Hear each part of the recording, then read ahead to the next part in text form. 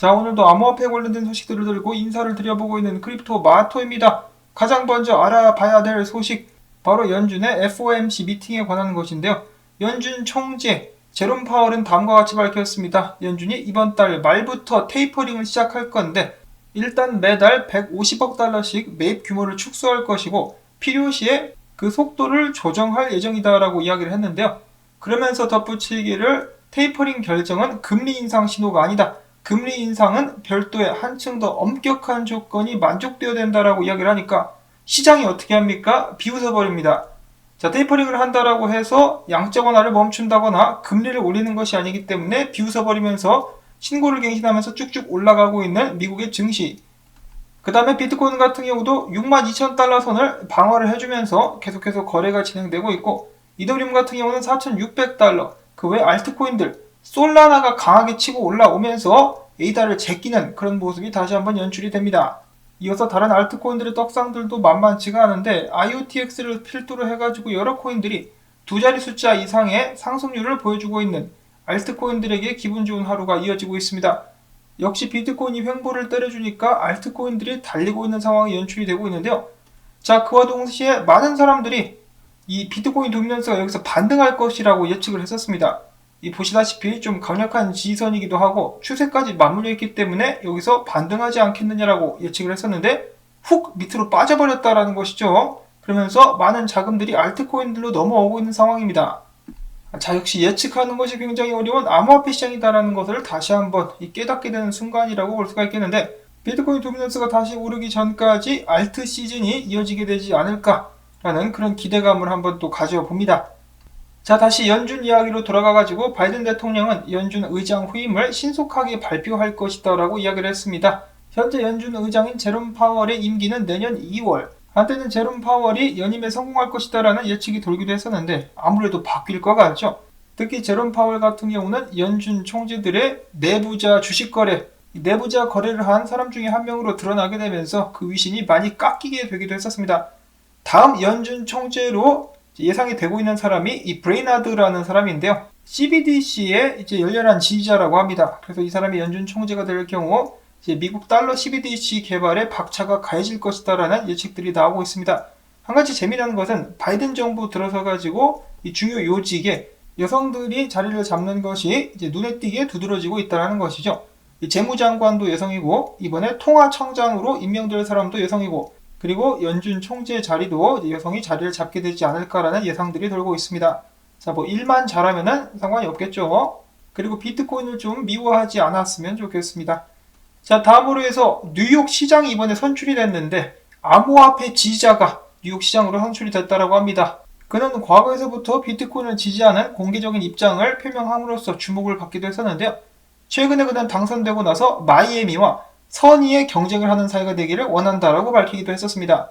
자, 뉴욕이 다시 한번 살아날 수 있을 것인가, 비트코인과 더불어가지고 뉴욕 코인도 나오게 될 것인지 기대를 한번 해보도록 하겠고요. 다음으로 해서는 친암호화폐 성향을 가진 미국의 두 명의 하원 의원 톰 에머와 데런 소토가 SEC에게 야, 이 SEC 양아치들아, 니들은 이 금융권만 배불리게 만드는 비트코인 선물 기반 ETF 말고 현물 ETF도 빨리 승인해 이 자식들아 라고 압박을 주었다라고 합니다. 자, 과연 게리 겐슬러는 듣는 척이라도 할 것인가 지켜보도록 하시고요. 자, 그 다음에 유명 투자자 마크 모비우스 캐피탈의 설립자로 유명한 이 양반은 최근에 CNBC에 출연해가지고 비트코인을 까내리는 발언을 다시 한번 했다라고 합니다.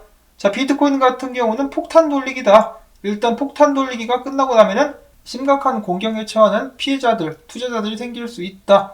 비트코인 같은 경우는 투자가 아니라 종교에 가깝다라고 비트코인을 공개적으로 까내렸습니다. 아니, 그러면 해결책은 뭡니까? 어디에 투자를 해야 되나요? 모비우스는 이야기합니다. 암호화폐 투자자들은 결국 주식으로 돌아가야 된다.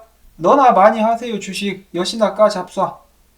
무슨 주식이 인플레이션으로부터 투자자를 보호해준다라고 하는데, 인플레이션은 통화가치가 떨어지는 것이죠. 그런데 주식이 아무리 오른들 주식 팔면은 결국 손에 쥐게 되는 것은 법정 통화다라는 것이죠. 반대로 비트코인 같은 경우는 법정 통화 대비해가지고 강세를 보여주고 있습니다. 그리고 비트코인은 비트코인 자체로서의 가치를 가지죠. 팔지 않아도 비트코인 자체로서 그 가치를 유지할 수 있다는 것입니다. 그러니까 너나 주식 많이 사시고 지금 미국 증시가 올라가는 대표적인 이유 중에 한 가지는 바로 자사주 매입 때문이죠. 실제로 수많은 회사들이 제대로 된 이윤도 내지 못하고 이자만 겨우 내고 있는 그런 상황인데 뭐 주식 같은 소리하고 자빠지고 계셨어요. 근데 또 오해는 하지 마시고 주식 하실 분들은 주식 하셔도 됩니다. 다만 비트코인을 버리고 주식을 해야 된다라고 하니까 어이가 없어가지고 드리는 말씀이고요. 자, 그 다음으로는 이 사람이 종교라고 말했었던 암호화폐 및 비트코인, 호주에 제대로 상륙을 하게 된다고 합니다. 호주의 최대 은행 커먼웰스 뱅크가 호주에서는 최초로 개인 고객들 650만 명을 상대로 암호화폐 서비스를 제공하겠다고 밝혔습니다. 그들은 2022년까지 은행 앱을 통해서 비트코인, 이더리움, 라이트코인 등등의 여러 코인들의 거래 서비스를 제공하겠다고 밝혔습니다. 이것은 오히려 ETF보다 훨씬 더 좋은 소식이 아닌가, 이런 식으로 해가지고 더욱더 많은 사람들이 비트코인을 보유할 수 있게 되기를 바라보고요. 다음으로 해서 비트코인 고래들, 비트코인 1000개 이상을 보유하는 고래들이 지난주에만 14만 2천 개의 비트코인을 추매했다고 합니다. 고래가 아니라 돼지네요, 돼지. 안 그래도 많이 먹었으면서 계속해서 먹어대고 있는 비트코인 고래들. 시애널리시스에서는 밝히기를 고래들이 이렇게 비트코인을 꾸역꾸역 처먹는 이유는 바로 인플레이션의 공포 때문이다. 인플레이션 해지에 대한 그런 수단으로서 비트코인을 매집하고 있는 것이다 라고 시애널리시스에서는 분석을 하기도 했었다고 합니다. 그리고 이런 식으로 비트코인 가격이 계속해서 올라가게 되면은 사람들도 점차 이제 눈치를 챌 수밖에 없겠죠. 아직까지 일반인들의 포모 같은 경우는 그렇게 시작이 됐다라고 보기는 힘든 상황이라서 비트코인 가격이 좀 더 올라가게 되면은 더욱더 많은 사람들이 몰려들게 되지 않을까라고 예측을 해볼 수가 있겠습니다. 그리고 당연히 일반인들도 인플레이션 공포를 지금 많이 느끼고 있죠. 오늘 연준 발표만 봐도 그렇지 않습니까? 양적 완화를 멈춘다는 말은 전혀 하지 않았습니다. 계속 돈을 찍고 있어요. 한편 비트코인의 강세 및 알트코인들의 떡상들에 힘입어가지고 암호화폐 시장의 심리 상태는 계속해서 극단적 탐욕 상태를 가리키고 있는 가운데, 자, 비트코인 분석은 많이 나와 있지 않습니다. 한 개밖에 없는데 트레이더 XO의 분석인데 비트코인의 채널이 보여지고 있습니다. 만약에 비트코인이 61,500달러 선을 지켜주지 못한다면 6만 달러에서 5만 9천 달러까지 떨어질 수 있으며, 만약에 5만 9천 달러가 뚫린다 그러면 5만 3천에서 5천 달러 선에서 축적이 이루어질 것이라고 이야기를 했습니다. 일단은 기본적으로 이전 고점 6만 7천 달러에서 8천 달러 사이를 뚫지 못한다면 일단은 계속해서 횡보 및 하락하면서 축적 기간을 거치게 될 것이다라고 생각을 해볼 수가 있겠죠. 자, 물론 최근에 계속해서 나왔었던 분석처럼 비트코인이 지금 이 상황에서 위로 크게 치고 올라갈 것이라고 보고 있는 사람들도 있습니다. 결과적으로는 일단 두고 봐야 된다는 것인데, 이제 극단적 탐욕 상태에서는 그래도 조정이 좀 종종 오지 않았었나, 이렇게 말씀드려놓고 나와서 또 쭉 올라갈 수 있으니까 일단은 어디로 갈지는 모른다라고 말씀을 드리는 것이 솔직한 제 의견이고요. 자, 그 과정 속에서 알트코인들은 어느 정도까지 달릴 수 있을 것인가 기대를 가져보도록 하겠고, 다음으로 해서 코인빗이 은행 실명 계좌를 확보하게 되면서 대한민국에서 5번째로 원화 거래소가 될 수 있는 가능성을 보여주고 있다라고 합니다. 부디 한국에서 더욱더 많은 원화 거래소들이 생겨날 수 있기를 바라보고요.